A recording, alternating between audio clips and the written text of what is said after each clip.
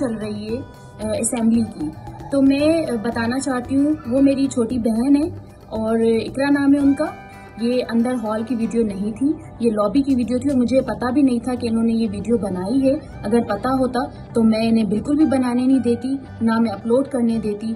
तो मैं इस चीज़ की आप सबसे माजरत चाहती हूँ।